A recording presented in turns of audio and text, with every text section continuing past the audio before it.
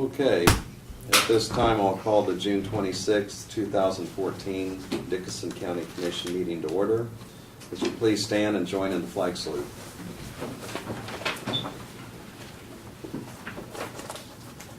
I pledge allegiance to the flag of the United States of America and to the republic for which it stands, one nation, under God, indivisible, with liberty and justice for all.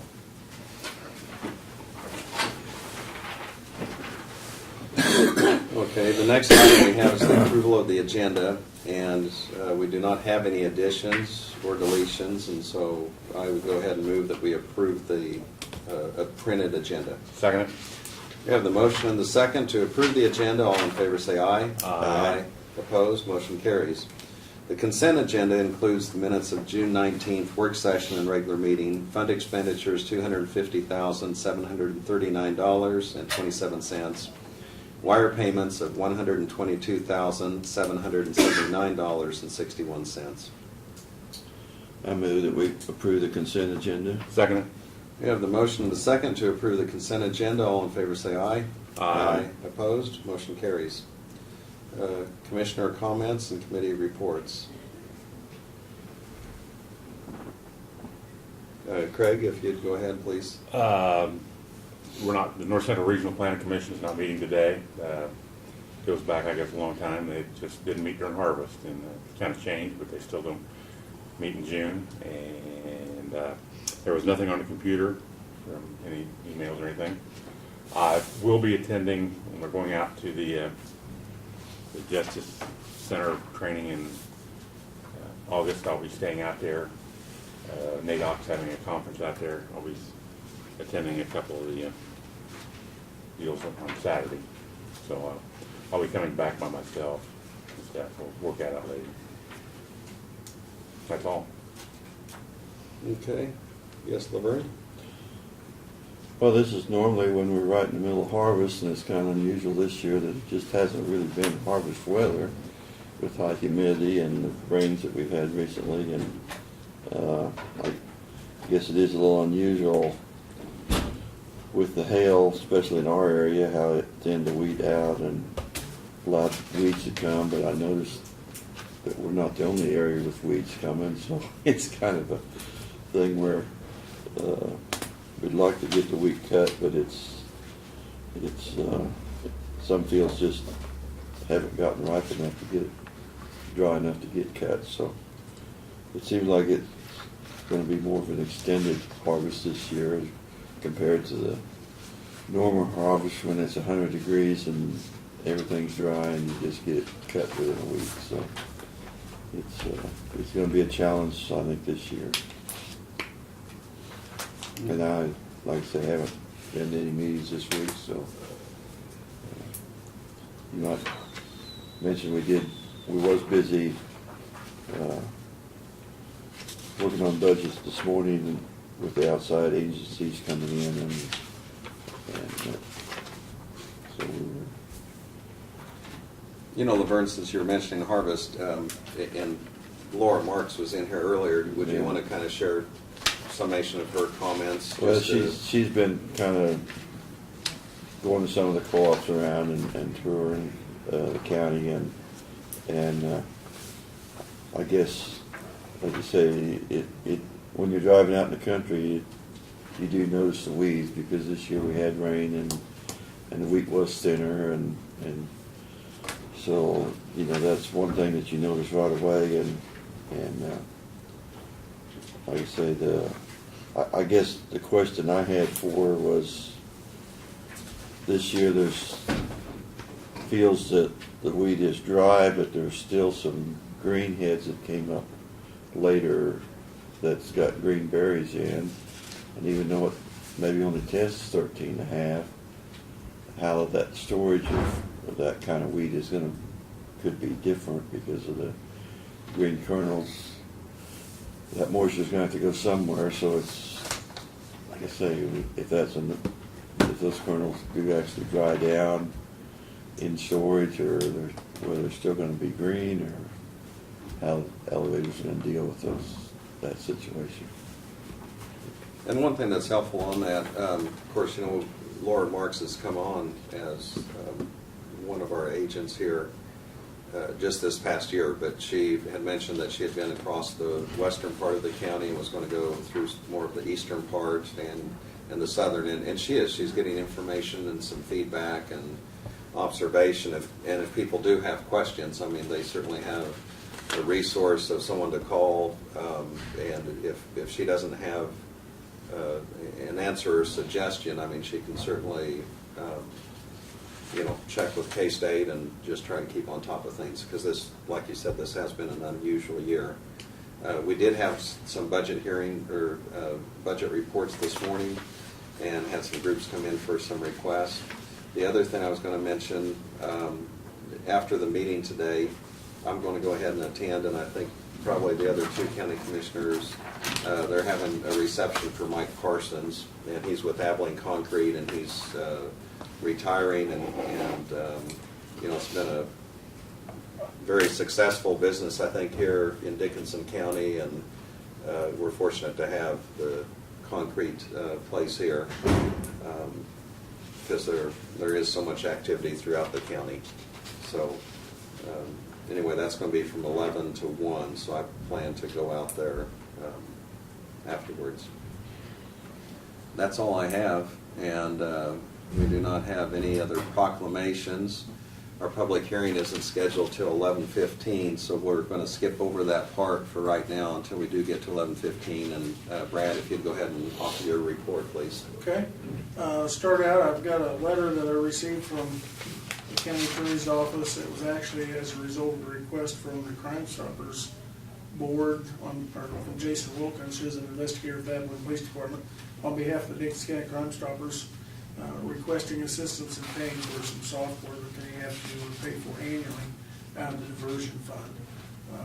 The expense is $1,663, and the letter from Darrell Hawkins basically states that he would support that request for use of diversion funds for that amount for the 2015 calendar year.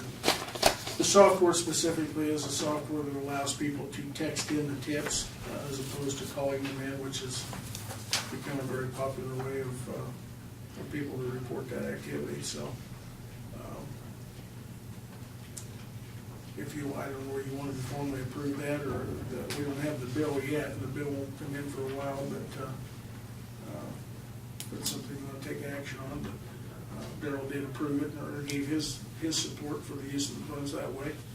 So Maybe we can put it on the agenda next week. okay. The Safety Edge project is continuing, albeit slow, but they have been to Chapman on the way back about to Detroit. We're getting a lot of calls. Most of them are concerns of finished work and issues in the ditches. That's just as a recap, that's a KDOT project because of the nature of it. KDOT actually is in control of it, although we're communicating with them daily. And we're documenting all the calls that we're getting, and we'll do everything we can to make sure that the concerns are taken care of. And I know that KDOT had a meeting with the contractor this morning over quite a few of the concerns, and I'm very confident that they're on top of the issues. So, but it is proceeding a little bit slow. Weather's kind of been a hindrance, of course. We've got some more moisture, as Laverne said earlier, than what we normally have gotten at this point. But when they're able to work, they seem to shove along pretty good. So, From a safety standpoint, how much does that actually add to the width of the road? Because the overall width of the 24 feet, it adds 3 feet. So 18 inches on each side of the road, which basically there's two purposes for the project. One, it's called a Safety Edge project. It provides another 18 inches to an already narrow road that we were able to document through the last 10 or 12 years in accidents that a number of serious accidents occurred because people dropped off the edge of the road and came back on, and for whatever reason, and resulted in a serious traffic accident. We had a couple fatalities actually. So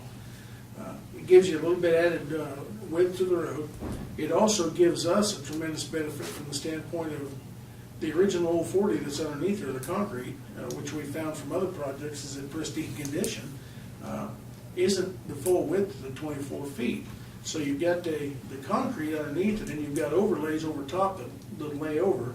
And the edge of that road, when you've got the heavy traffic driving on it, we have problems with that road breaking off because there's no support out there. So that extra 18 inches will add to support the edge of the road and keep it in better shape, so we don't have those little chips and chunks coming out or blowouts. So it's kind of two-pronged, but the safety factor is a real advantage. And once we get that done, and then when we chip seal and eventually overlay over the years, of course you'll see the full width of the road, and just cosmetically it'll look much nicer and provide our performance better for the traveling public. So Do you know how deep of base did they put under that ditch? I believe it's 12 inches or so underneath that. 3 lifts. Yeah, So there'll be 12 inches of pavement under the, underneath that depth. final, yeah. Right. Yeah, they do three different passes Yeah, where they they- do 3 lifts. And they compact it, they've got a 4 inches special deal that they compact it with, is they, wheel they run up on the road and compact it. Yeah, my understanding is they actually had to go to Florida and find that machine because nobody makes the machine. This is the first project of its type in Kansas, and that's why KDOT's managing it. It's kind of a unique project, never been done in Kansas before.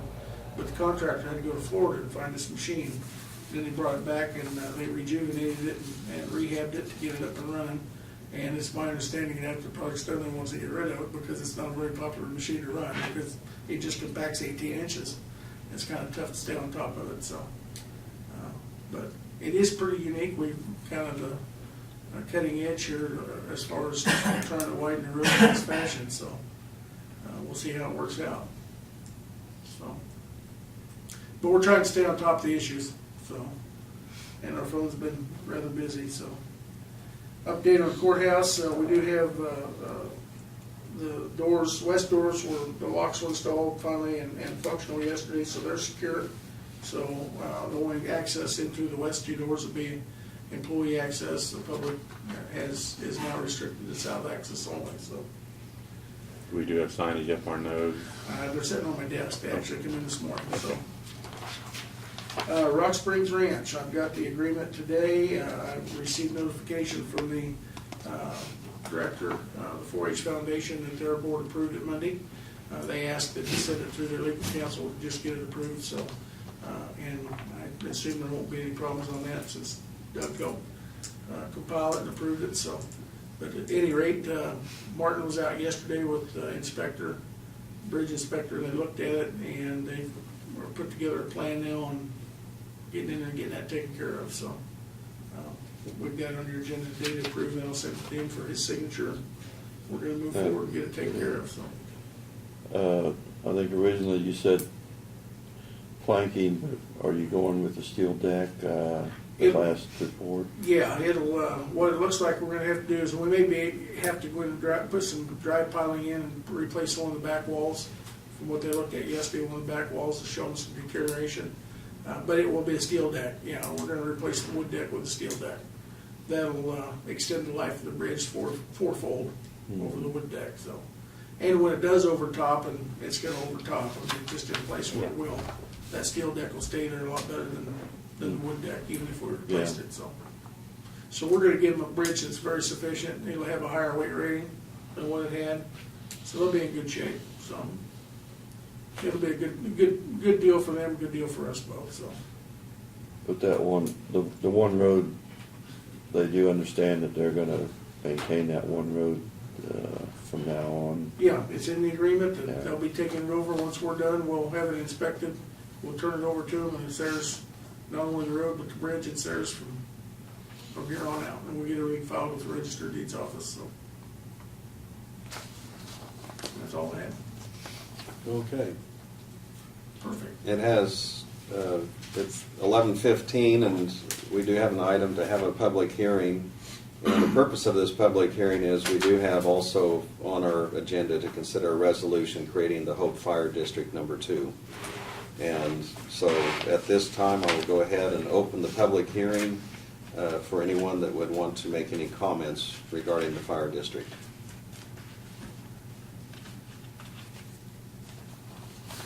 Well, since we have nobody here, I do have one letter, so I'll go ahead and just Okay. summarize just a couple of things here. This is from Mark Guilfoyle, and he's the attorney that has worked on this. As you know, before we had Chad Lorson was in here, and visited with us about the fire district and provided us with a map. And Mark Guilfoyle has put that he has been in contact with Chad Lorson, advised him of the matter. And of course, Chad is involved with his farming operation and harvesting, hopefully, right now.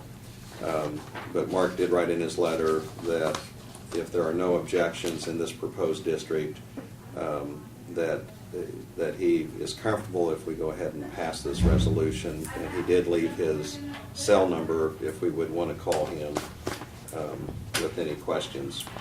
But it is something that there's been quite a bit of discussion about it, and we have been in touch with the people at the Hope Fire District. So, is there anything to add? Did Saline County relinquish the 2 sections they had? I mean, Mark was taking care of okay, it. I mean, that's, so. okay, I mean, that's, okay. I know. And that was one of the changes. Yeah, right, that's- Actually, yeah. a long time agreement with Saline County on a couple of Yeah, areas. okay. And Saline Oh. County probably wouldn't do it until they knew Okay. that you had approved this one. I had reviewed that paperwork that Mark Okay. had prepared, did a good job. I think he followed the statute and seemed to be in order. Okay. Okay. Are there any other comments that anyone would want to make as part of the public hearing? At this time, I'll go ahead and close the public hearing regarding the Hope Fire District Number 2. The next item we have, kind of a companion to this, is we have a resolution. It's number 062614. This is a resolution establishing and organizing a new fire district number 2 for Dickinson County. And we did have a map also, if you would want one for the paper, if you don't happen to have that, or we could make that available for you. So,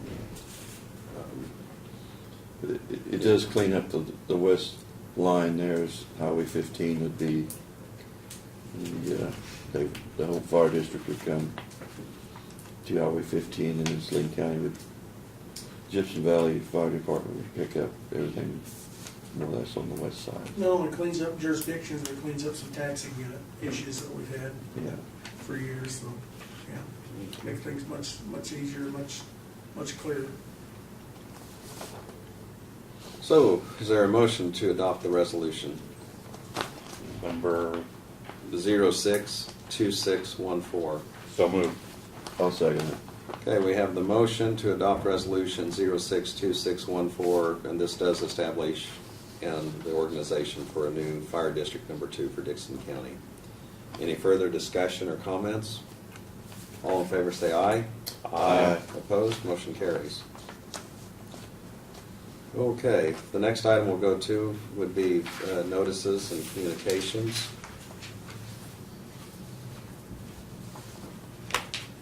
I did receive a comment from an individual, and this is in regards to the letter that they had received at their business from the county attorney saying that he would no longer collect bad checks for under $1,000 for local businesses. And their concern is they felt that was the responsibility that the attorney's office has, and that they were getting tired of government forgetting who they worked for. And I did, Brad, you kind of had some comments when I asked, and but you had mentioned that is the discretion of the county attorney to do that. That's my understanding, maybe Doug could clarify that for us. Worthless checks have 2 remedies available. One, of course, is a criminal prosecution if it meets that criteria. The other is that there's a civil action that can be brought, and the person, the maker of the check, can be responsible for up to 3 times the amount of damage, with some exceptions to that, of the value of the amount written of the check. So there are 2 remedies that are available. And it is discretionary, as with almost all of the cases that go through the county attorney's office. There's a degree of discretion as to whether or not they choose to file. And what the county attorney had provided us with recently was that if it was the larger amount, that it could be considered a felony if it exceeded $1,000. And in that instance, they would handle prosecution and try to assist in the recovery of the amount. So really what you're saying is they still have a remedy, but they just need to get a hold of a local attorney if they're unable to collect that on their own. Yeah, that's correct. Okay. The other item I had here, this is just a draft on the Water Vision proposal, and this is in regards to a statewide tour, and it just mentions, this is from Secretary Jackie McClaskey. We're looking forward to hearing from Kansans. The entire state is affected by what happens with our water, no matter where you live in Kansas. Water determines everything from community and industry survival and growth to making it marketable for other opportunities. And so they're just welcoming any input anyone would have on the 50-year vision on the governor's call for action. And of course, that is, the water issue is something that, we're talking about our future, and I know it's complicated in some regards, but we do have a declining aquifer as far as the water table. The other thing is we have from the National Association of Counties and the County News, and so that was made available to us. And that's all I have in regards to the any mailings. Anything from anyone else that they would want to comment on? We do not have any other unfinished business. Going on to other business, we need to consider the agreement with the Kansas 4-H Foundation regarding the bridge at Rock Springs Ranch. Brad, would you want to Yes. comment briefly on that? This is a little history on this. It's a small wooden plank structure that's located on the property of Rock Springs Ranch. The bridge has been there for probably 50 years, I'm guessing. Well, actually, a bridge of some type's been there since 1883. This particular one, we know has been there since 1986, when it was rehabilitated. At that time, we're told there were discussions and a verbal agreement that if the county would rehab the bridge and put it back in the working shape, that the ranch itself would take over the maintenance of that and ownership of the bridge. Nothing was written down and nothing was documented or filed. Recent rains have taken the deck off the bridge. It's not travelable at this point.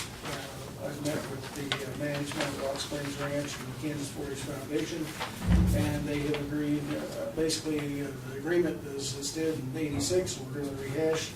This time, they've agreed that if we'll rehab the bridge and replace it with a deck and get it functional, they'll take over ownership of it. The second part of that agreement, just to keep things simple, is that once we do that, we will document all this and file it with the Register of Deeds office so that it is documented for future generations. And the third part of the agreement is that once this is all done, we will then look at, they would agree to, and we would look at vacating the portions of right-of-way in Section 5 of Liberty Township that are not real clear whether it's really public right-of-way or not. That not only approaches this bridge, but goes a couple other places. So our records aren't real clear back in that era and in that area as to what's what. So, but the property is all owned by the Kansas 4-H Foundation, and I feel like that's an agreement where we're working in their best interest, and I think we're helping them out, and we're cleaning up some unclear documents and getting one bridge off of our bridge maintenance list. So. Monday, the Kansas 4-H Foundation had their meeting, and their director has informed me that they approved the agreement, pending their legal counsel giving it a thumbs up, and so I've got 2 copies there, and once it's signed, I'll send it to him for his signature to get it back, so we can file it. Okay. Are there any questions or comments any of you would have for Brad, or that you would want to make comment-wise? I move that we approve this agreement with the Kansas 4-H Foundation regarding the bridge. Second. Okay, we have the motion to approve this agreement with the Kansas 4-H Foundation in regards to the bridge. And we have the second. Any further discussion? All in favor say aye. Aye. Opposed? Motion carries. And I believe that's all we have business-wise. Move we adjourn. I'll second it. We have the motion and second for adjournment. All in favor say aye. Aye. Opposed? Motion carries. We're adjourned.